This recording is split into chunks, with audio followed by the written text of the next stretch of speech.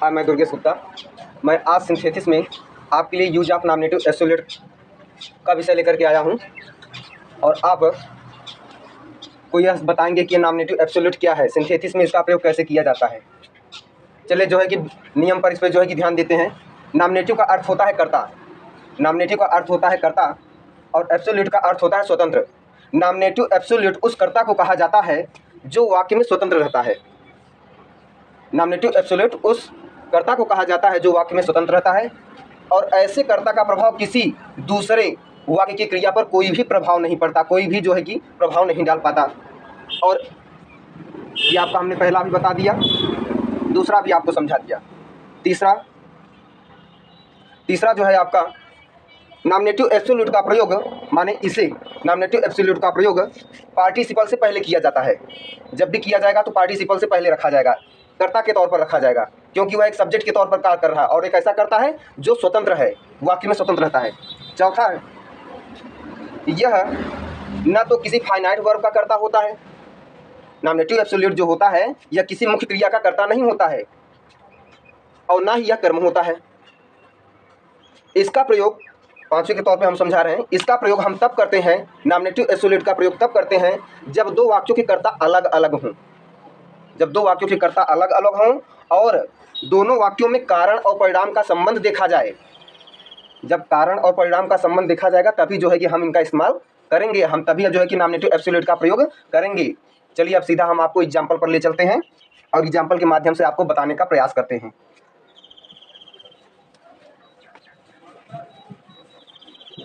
चलिए पहला एग्जाम्पल हम आपका ले रहे हैं।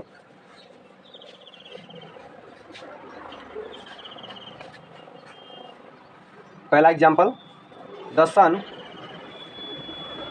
सेट, और दूसरा पहला जो है कि यहाँ पर वाक्य के रूप में हमने ले लिया द सन सेट और दूसरा the stars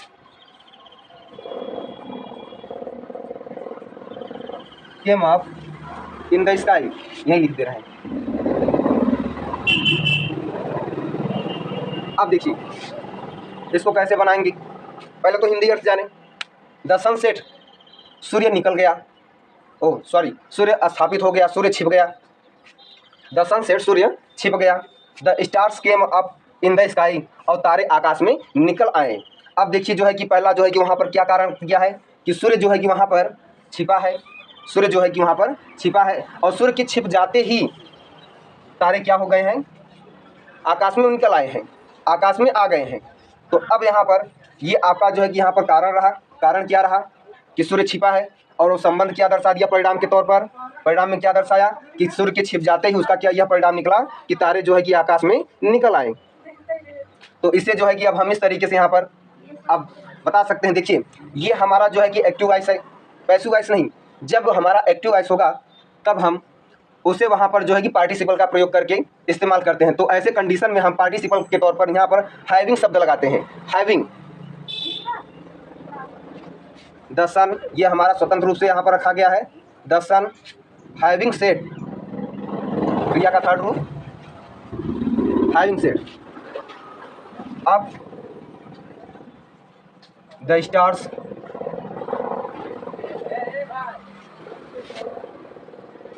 came up in the sky,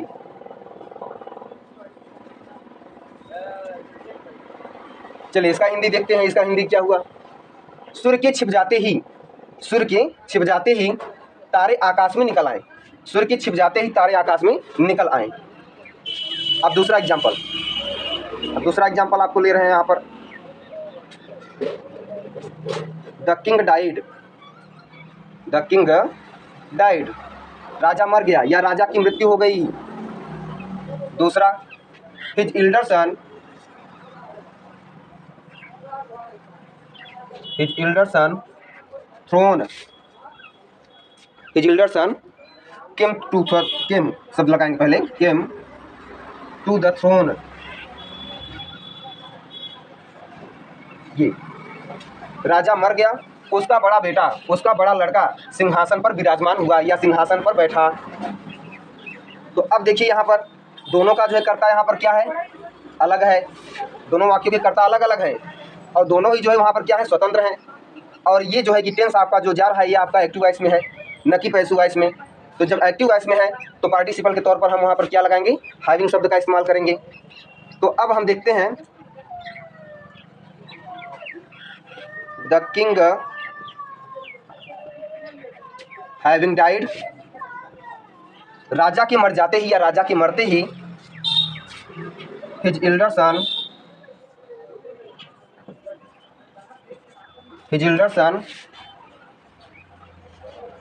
came to the throne.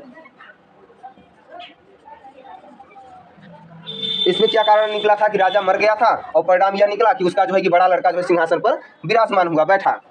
तो इसका अब हिंदी अर्थ में चलते हैं, राजा के मर जाते ही, राजा के मरते ही उसका बड़ा बेटा सिंहासन पर बैठ गया। अब और भी एग्जाम्पल आपको समझा रहे हैं, ये अब एग्जाम्पल आपको समझ में आ रही है। चलिए अब और भी एग्जाम्पलों पर हम आगे चलते हैं। चलिए, द सन रोज, द सन रोज, पहला सेंटेंस द सन रोज। अब दूसरा सेंटेंस, दूसरे सेंटेंस को हम ले रहे हैं, पहला ले लिए द सन रोज, सूर्य निकल गया। अब दूसरा सेंटेंस द बर्ड्स बिगैन, क्या करने लगे, टू फ्लाई, उड़ने लगे। सूर्य निकल गया या सूर्य निकला, the birds began to fly, पक्षियाँ उड़ने लगी, पक्षियाँ उड़ने लगी या पक्षियाँ उड़ने को शुरू हो गई, दोनों एक ही मतलब रहा। अब इसका जो है कि अब देखिए ये भी एक्टिव वॉइस में जा रहा है, जब एक्टिव वॉइस में जा रहा है तो हैविंग लगाएंगे, the sun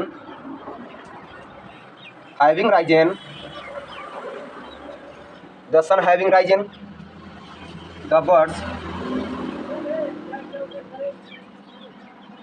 begin to fly,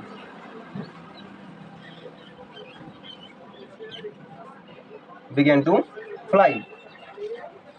देखिए अब इसका जो है कि हिंदी क्या हुआ, सूर्य के निकलते ही, सूर्य के निकलते ही पक्षियाँ उड़ने लगीं या पक्षियाँ उड़ना शुरू कर दी। अब एग्जाम्पल और हम आपको एक दो तीन और भी एग्जाम्पल आपको समझा रहे हैं। नेक्स्ट एग्जाम्पल अब चलते हैं जो है कि थोड़ा और अलग तरीके से आपको समझाएंगे। अभी तो आपने जो है कि पैसिव वॉइस के तौर पे देखा, अब थोड़ा और अलग देखिए। The teacher was absent, the teacher was, पहला सेंटेंस हमने क्या ले लिया, द टीचर वाज एब्सेंट। दूसरा द बॉय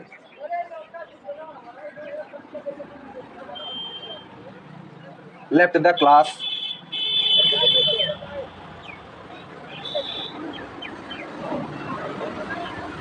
अब इसका हिंदी देखते हैं, हिंदी क्या बता रहा है। अध्यापक अनुपस्थित था, अध्यापक क्या हो गया था, अनुपस्थित था। The boy left the class, लड़का ने कक्षा को छोड़ दिया, लड़का ने कक्षा को छोड़ दिया। तो इसका कारण क्या रहा, कारण अब यहाँ पर हमारा क्या दर्शा रहा है कि अध्यापक जो है कि अनुपस्थित था, नहीं आया था, और इसी कारण और इसीलिए और परिणाम क्या निकल रहा है, वहाँ पर लड़के ने क्या कर दिया, कक्षा को छोड़ दिया। तो अब यहाँ पर अब देखेंगे वाज शब्द आ गया है, इसमें वाज आया है। तो वाज के दौरान अब देखिए हम आपको समझा रहे हैं, इज, एम, आर, वाज, वर, ये सभी मुख्य क्रिया के बेइंग के रूप होते हैं, बी के रूप में होते हैं, बेइंग लगते हैं। हाँ, हमने जो है कि पिछले वाले वीडियो में हमने वहाँ पार्टिसिपल के तौर पे आपको समझाया है। तो वहाँ पर अब देखिए, अब द टीचर बीइंग एब्सेंट, अध्यापक के अनुपस्थित होते ही, the boy left the class.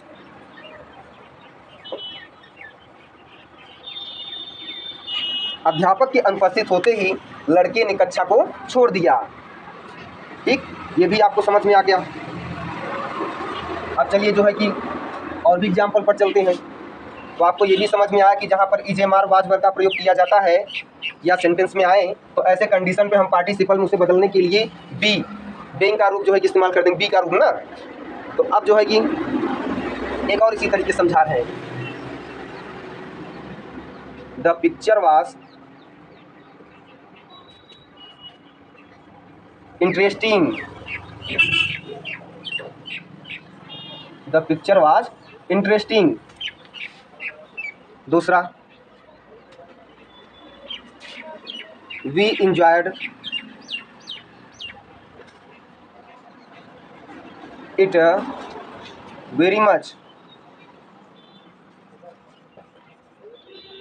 अब इसका हिंदी चलते हैं। The picture was interesting, picture मज़ेदार थी, चित्रपट मज़ेदार थी, फिल्म मज़ेदार थी। We enjoyed it very much, हमने इसका बहुत ज़्यादा लुत्फ़ उठाया, हमने इसका बहुत ज़्यादा लुत्फ़ उठाया। अब देखिए कारण क्या रहा, पिक्चर मज़ेदार था, पिक्चर के मज़ेदार होने के कारण ही हमने उसे क्या किया, लुत्फ़ उठाया बहुत ज़्यादा तरीके से। तो कारण भी स्पष्ट हो गया, परिणाम भी स्पष्ट हो रहा है। तो ऐसे कंडीशन में अब यहाँ पर वाज शब्द आया है, तो वाज के लिए हम क्या करेंगे, बेंग लगाएंगे। द पिक्चर स्वतंत्र है ना, यहाँ पर पिक्चर नॉमिनेटिव एब्सोल्यूट के तौर पे इस्तेमाल किया जा रहा है। The picture being interesting. अब यहाँ पर ये मत सोचिएगा कि इसे क्रिया का थर्ड रूप बनाएंगे, वो केवल एक्टिव वॉइस में होता है जब हैविंग का इस्तेमाल किया जा रहा था तब। The picture being interesting, we enjoyed it very much.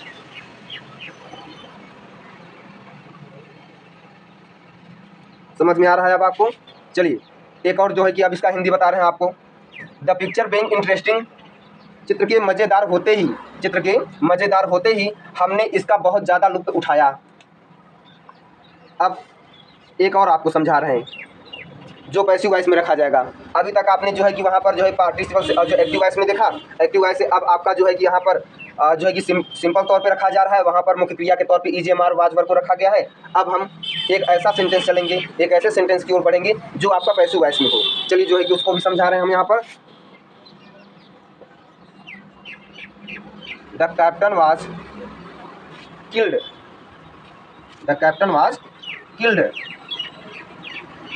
कप्तान मारा गया। दूसरा इसका sentence, the army fled, the army fled, सेना भाग गई, द आर्मी फ्लेड, सेना भाग गई। अब देखिए यहाँ पर कारण क्या हुआ है, यहाँ पर कारण इसमें क्या निकला है, कप्तान मार दिया गया, कप्तान मारा गया। और परिणाम क्या स्पष्ट हो गया वहाँ पर कि परिणाम यह निकल के आया, जब कप्तान मार दिया गया तो जो है कि सेना जो है कि वहाँ पर क्या हो गई, भाग गई। तो ऐसे कंडीशन पे अब हम देखिए यहाँ पर वाज के बाद पहले तो ये जानेंगे हम, कंडीशन तो अभी देखेंगे ही। तो पहले ये देख रहे हैं वाज के बाद यहाँ क्रिया का थर्ड रूप लगा है, ये पैसिव वॉइस में आपका गया है। तो पैसिव वॉइस के तौर पर हम वहाँ पर क्या लगाएंगे, हैविंग के तुरंत जस्ट बाद हम वहाँ पर अभी तक जो सिंपल तौर पे हम बना रहे थे तो वहाँ पर हैविंग लगा रहे थे एक्टिव वॉइस के तौर पर। अब पैसिव वॉइस में आया है तो हम जानते हैं कि वहाँ पर हमें क्या लगाना पड़ता है, बीन शब्द का इस्तेमाल करना पड़ता है। तो हम वहाँ पर हैविंग के तुरंत बाद बीन लगाएंगे। The captain having been killed, क्रिया का थर्ड रूप ही रखा जाएगा इसमें। The captain having been killed, the army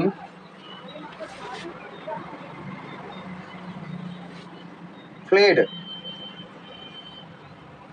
कप्तान के मारे जाते ही, इसका हिंदी हो रहा है, कप्तान के मारे जाते ही सेना भाग निकली, सेना भाग गई, कप्तान के मारे जाते ही सेना भाग गई।